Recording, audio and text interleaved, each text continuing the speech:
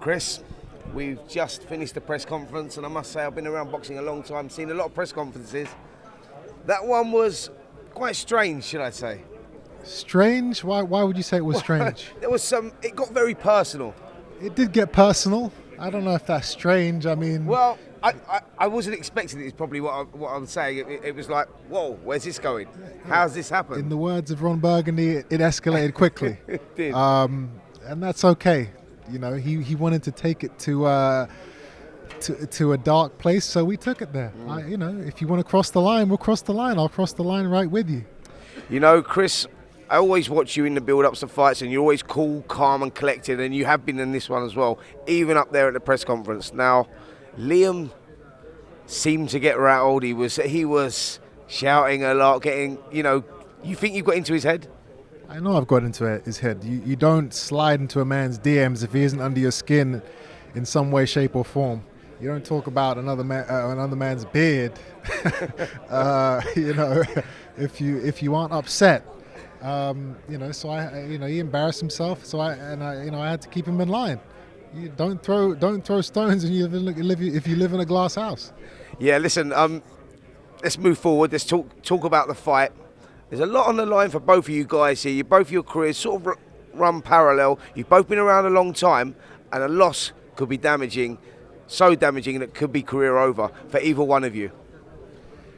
It's a must-win fight for both of us. You know, a lot of people are saying all the pressure's on me.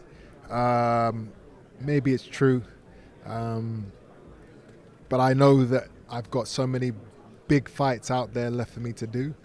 And, you know, even a flat performance would be terrible to make those fights happen. I have to go out there, I have to make a statement on this guy, and that's what I'm going to do.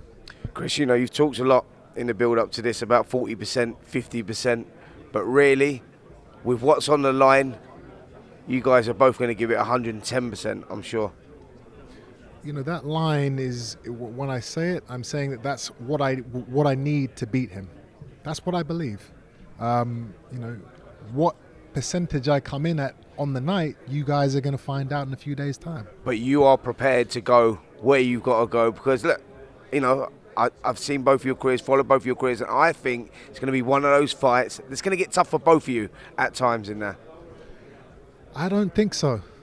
I have to disagree with you on that one. I don't see him being able to drag me into deep waters. I don't see him being able to impose his will and his tactics. I don't see him being able to pressure me. Maybe I'm wrong. Maybe I've got the whole thing wrong.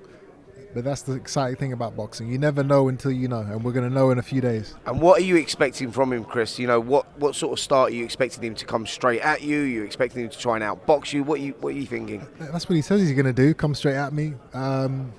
Maybe that's you know, maybe he's bluffing. Maybe he's going to try and out jab me, or I don't know, whatever game plan he decides to do. I'm not really too focused on it. I'm focused on what I need to do, and I know what I'm going to do.